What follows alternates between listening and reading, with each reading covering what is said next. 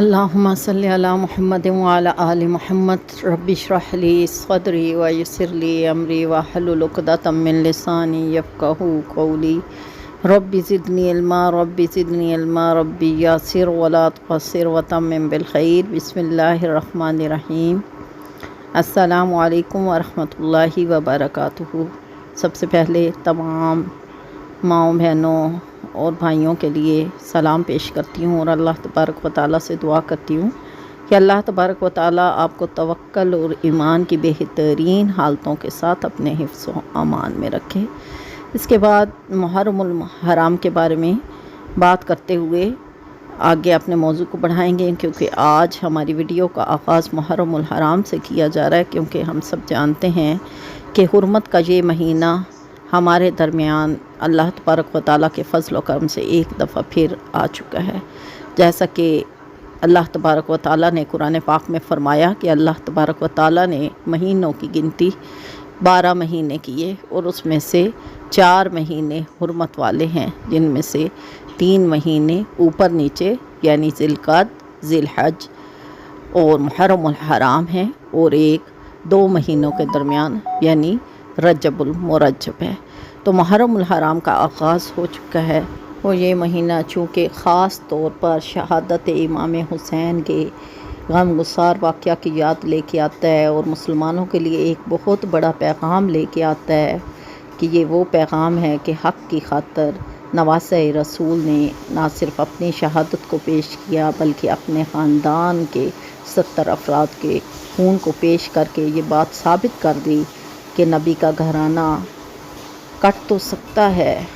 مگر ظلم و بربریت کے سامنے کبھی جھک نہیں سکتا۔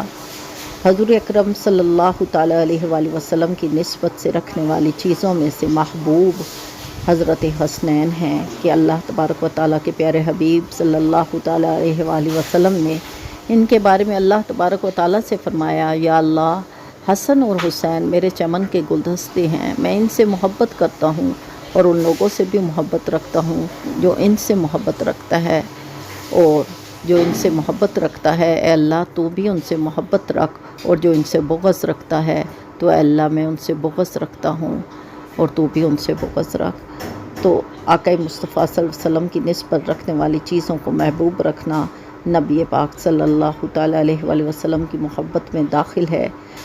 ذہن میں رکھیں کہ قدرتی طور پر انسان جس سے محبت رکھتا ہے اس سے نسبت رکھنے والی تمام ہی چیزوں سے وہ محبت رکھتا ہے اور وہ چیزیں اسے محبوب ہو جاتی ہیں۔ حضور نبی کریم صلی اللہ تعالیٰ علیہ وآلہ وسلم سے محبت رکھنے والے بھی حضور پاک صلی اللہ تعالیٰ علیہ وآلہ وسلم کی نہ صرف وطن پاک سے محبت کرتے ہیں بلکہ ان حرمت والے مہینوں سے محبت کرتے ہیں، اور ان حرمت والے مہینوں میں خصوصی محبت محرم الحرام سے رکھتے ہیں کہ اللہ تبارک و تعالیٰ نے فرمایا کہ جس طرح دنوں میں افضل ترین دن جمعہ ہے، اسی طرح اللہ تبارک و تعالیٰ کے نزدیک محرم الحرام کی حرمت افضل ہے۔ تو اس سے ثابت ہوتا ہے کہ یہ اللہ تبارک و تعالیٰ کا مہینہ بھی ہے۔ تو آقا مصطفیٰ صلی اللہ علیہ وسلم کے نواسوں کی نسبت سے یہ مہینہ اہل وطن کو، اہل اسلام کو بھرپور محبت والا مہینہ ملتا ہے، لہٰذا ہمیں دل و جان سے اس کی قدر کرنی چاہیے، اور آقا مصطفیٰ صلی اللہ علیہ وسلم سے نسبت رکھنے والی ہر ہی چیز کو دل و جان سے محبوب رکھنا چاہیے۔ جیسا کہ نہ صرف یہ کہ محرم الحرام کو محبوب رکھا میرے آقا مصطفیٰ صلی اللہ علیہ وسلم نے، بلکہ حضرت ابن عباس سے مروی ہے ایک حدیث کے رسول کریم صلی اللہ تعالیٰ علیہ وآلہ وسلم نے فرمایا، اہل عرب کو محبوب رکھو، اور اہل عرب کو محبوب 3 وجہ سے رکھنے کا حکم دیا گیا ہے۔ ایک یہ کہ آپ نے فرمایا میں عربی ہوں اس لیے عرب والوں سے محبت رکھو، پھر فرمایا چونکہ قرآن عربی ہے اس لیے عرب والوں سے محبت رکھو، اور پھر فرمایا اہل جنت کی زبان بھی عربی ہے اس لیے عرب والوں سے محبت رکھو۔ تو اس بات سے یہ ثابت ہوتی ہے بات کہ اہل عرب سے بغض اور عداوت رکھنے سے ہم نبی پاک صلی اللہ علیہ وسلم کی محبت سے فیض یاب نہیں ہو سکتے، لہٰذا حرمت والے اس مہینے کی قدر کرتے ہوئے ہمیں آقا مصطفیٰ صلی اللہ تعالیٰ علیہ وآلہ وسلم کی محبت سے آغاز کر کے آپ کے صحابہ کرام کے ذریعے محرم الحرام کے واقعات کو جاننا ہے۔ اور الحمدللہ میری بہنوں، آج کی اس ویڈیو سے ہم یوم عاشورہ کے 10 دنوں کی ہسٹری کو بیان کرنے جا رہے ہیں، اور اس ہسٹری کو ہم آقا مصطفیٰ صلی اللہ علیہ وسلم کی محبت سے آغاز کرتے ہیں، کیونکہ آقا مصطفیٰ صلی اللہ تعالیٰ علیہ وآلہ وسلم کی سب سے پہلی محبت صحابہ کرام اور ان کے اہل بیت ہیں۔ لہٰذا ہم پے در پہ آگے بڑھتے ہوئے تمام صحابہ کرام کی زندگیوں اور ان کا آقا مصطفیٰ صلی اللہ تعالیٰ علیہ وآلہ وسلم سے گزرا ہوا وقت، تعلیم، خلافت اور محبت کے قصوں کو پیش کرتے ہوئے اہل بیت تک آئیں گے، اور پھر اہل بیت کے گھرانے کے تمام چشم و چراغ کو ذکر کرتے ہوئے انشاءاللہ عز و جل ہم سوانح کربلا کو اپنے حقیر فقیر الفاظ کے ساتھ بیان کریں گے۔ لیکن اس کو بیان کرنے کے لیے میری بہنوں، سب سے پہلے آپ کو میرے چینل کو سبسکرائب کرنے کی ضرورت ہے، کیونکہ جب آپ اس چینل کو سبسکرائب کر لیں گی تو ہر ہی ویڈیو آپ تک پہنچتی جائے گی، اور آپ ہمارے اسلام کی اس خوبصورت ہسٹری سے خوب اچھی طرح واقف ہو جائیں گے۔ اس لیے درخواست کرتی ہوں کہ اگر چینل پر نئے ہیں تو چینل کو سبسکرائب کر لیں، اور اگر پہلے سے سبسکرائب کیا ہوا ہے تو بہت اچھی بات ہے، ویڈیو کو دیکھیں اور دوسرے لوگوں تک ضرور شیئر کریں، تاکہ اللہ تبارک و تعالی ہمارے لیے اس کام کو صدقہ جاریہ بنا دے۔ تو بڑھتے ہیں اپنے آج کے ٹاپک کی طرف، کہ جس طرح سے محرم الحرام کے ذریعے آج ہم خلافت کے دور کو ڈسکس کرنے جا رہے ہیں، اور خلیفہ اول کے بارے میں بات کرنے جا رہے ہیں۔ ہمارے خلیفہ اول حضرت ابو بکر صدیق رضی اللہ تعالیٰ عنہ تھے۔ حضرت ابو بکر صدیق رضی اللہ تعالیٰ عنہ کا اسم گرامی عبداللہ ہے۔ آپ کے اجداد کے اسما یہ ہیں: عبداللہ، ابو بکر صدیق بن ابی قحافہ، عثمان بن عمر بن عمرو بن کعب بن سعد بن تیم بن مرہ بن کعب بن لوی بن غالب قریشی۔ اور حضرت صدیق اکبر کا نسب رسول کریم صلی اللہ تعالیٰ علیہ وآلہ وسلم کی نسبت پاک سے مرہ میں جا کے ملتا ہے۔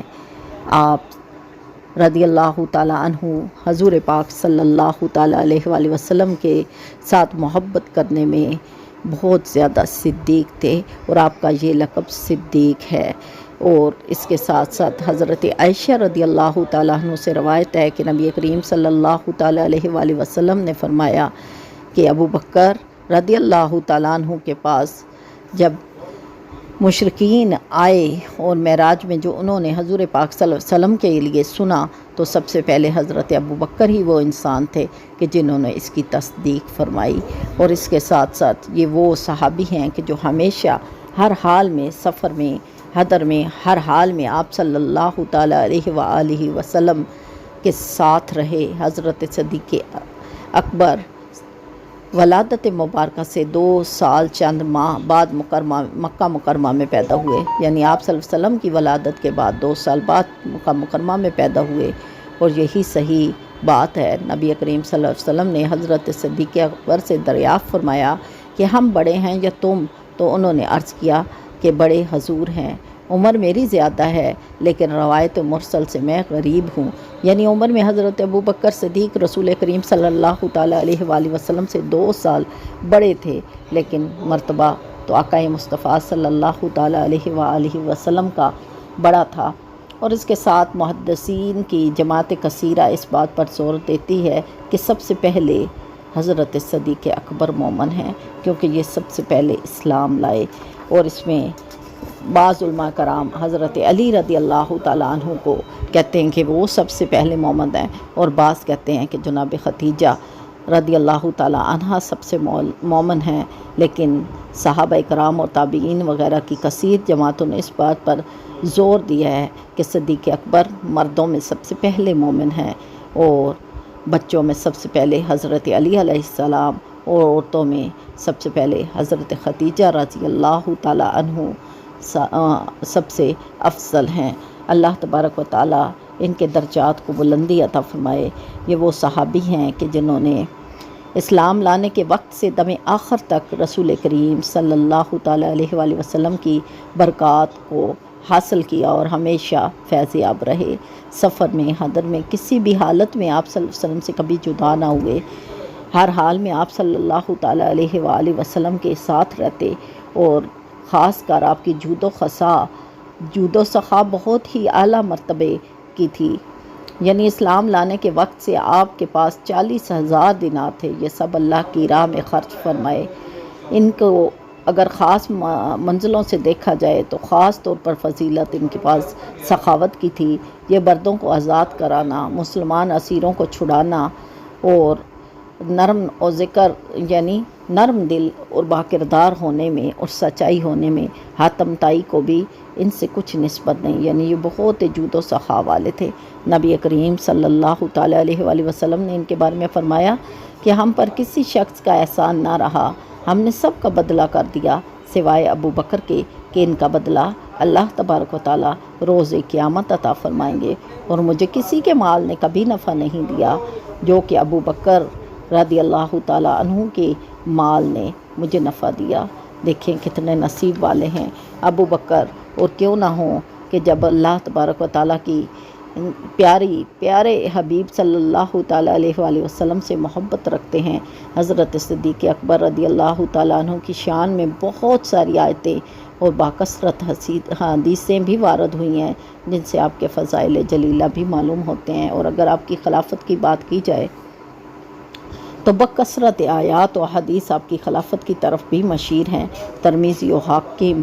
نے حضرت حذیفہ رضی اللہ تعالیٰ عنہ سے روایت کی ہے کہ رسول اقدس صلی اللہ تعالیٰ علیہ وآلہ وسلم نے فرمایا کہ جو لوگ میرے بعد ہیں وہ ابو بکر عمر ہیں، ان کی اتباع کرو۔ اور حضرت عصا کرنے ابن عباس رضی اللہ تعالیٰ عنہ سے روایت کی ہے کہ ایک عورت رسول اقدس صلی اللہ علیہ وسلم کی خدمت میں حاضر ہوئی، کچھ دریافت کرتی تھی۔ آپ صلی اللہ علیہ وسلم نے اس سے فرمایا پھر آئے گی۔ عرض کی اگر میں پھر حاضر ہوں تو حضور کو نہ پاؤں، یعنی اس وقت حضور اگر پردہ فرما چکیں، تو حضور صلی اللہ علیہ وسلم نے فرمایا کہ اگر میں نہ ہوں تو میرے بعد ابو بکر کی خدمت میں حاضر ہو جانا، کیونکہ میرے بعد وہی خلیفہ ہیں۔ یہاں سے پتہ چلتا ہے کہ حضرت ابو بکر رضی اللہ تعالیٰ عنہ کو حضور پاک صلی اللہ تعالیٰ علیہ وآلہ وسلم سے کس قدر زیادہ نسبت تھی، اور آپ کس طرح اللہ تبارک و تعالیٰ کے حبیب کے لیے اپنی جان مال پیش کرتے تھے۔ حضرت صدیق اکبر کی اگر وفات کے بارے میں بات کی جائے تو آپ رضی اللہ تعالیٰ عنہ کی وفات کا اصلی سبب رسول کریم صلی اللہ علیہ وسلم کی وفات ہے، کیونکہ اس کا صدمہ دم آخر تک آپ کے قلب مبارک سے کم نہ ہوا، اور اس روز سے برابر آپ کا جسم شریف گھلتا رہا اور دبلا ہوتا گیا۔ 7 جمادی الاخر 13 ہجری روز شنبہ کو آپ رضی اللہ تعالیٰ عنہ نے غسل فرمایا۔ دن سرد تھا، بخار آ گیا، صحابہ عیادت کے لیے آئے، عرض کرنے لگے اے خلیفہ رسول صلی اللہ تعالیٰ علیہ وآلہ وسلم، اجازت ہو تو ہم طبیب کو بلائیں جو آپ کو دیکھے۔ تو آپ نے فرمایا کہ طبیب نے تو مجھے دیکھ لیا ہے۔ انہوں نے دریافت کیا کہ پھر طبیب نے کیا کہا؟ فرمایا کس نے فرمایا ہے انی فعال لما ارید، یعنی میں جو چاہتا ہوں کرتا ہوں۔ مراد یہ تھی کہ حکیم اللہ تعالیٰ ہے، اس کی مرضی کو کوئی ٹال نہیں سکتا، یعنی اللہ کی مرضی اور مشیت جس میں ہے وہی ہوگا۔ تو حضرت کا توکل صادق تھا اور رضائے الہی پر راضی تھے۔ اسی بیماری میں آپ نے حضرت عبد الرحمن بن عوف اور حضرت علی مرتضیٰ اور حضرت عثمان غنی وغیرہ صحابہ کرام کے مشورے سے عمر رضی اللہ تعالیٰ عنہ کو اپنی خلافت کے لیے نامزد فرمایا، اور 15 روز کی علالت کے بعد 12 جمادی الاخر 13 ہجری میں 63 سال کی عمر میں اس دنیا سے رحلت فرمائی۔ حضرت عمر رضی اللہ تعالیٰ عنہ نے آپ کا جنازہ پڑھایا، اور آپ رضی اللہ تعالیٰ عنہ نے اپنی وصیت کے مطابق اپنی قبر مصطفیٰ صلی اللہ تعالیٰ علیہ وآلہ وسلم کے پہلو میں بنوائی۔ اللہ تبارک و تعالیٰ آپ سے راضی ہو۔ آپ کی خلافت 2 سال اور 7 ماہ کے قریب ہے۔ ناظرین کرام، یہ تو آج حضرت عمر رضی اللہ تعالیٰ عنہ کا ہم نے ذکر فرمایا ہے۔ انشاءاللہ عز و جل اسی طرح ہم باقی خلفائے راشدین کے بارے میں بھی ذکر فرماتے رہیں گے، اور ذکر کرنے کے بعد انشاءاللہ عز و جل یوم عاشوراء کے 10 دن کی طرف ہم آئیں گے۔ امید کرتی ہوں آج کا ٹاپک آپ کو بہت پسند آیا ہوگا۔ اپنی دعاؤں میں مجھے بھی یاد رکھیے گا۔ السلام علیکم ورحمۃ اللہ وبرکاتہ۔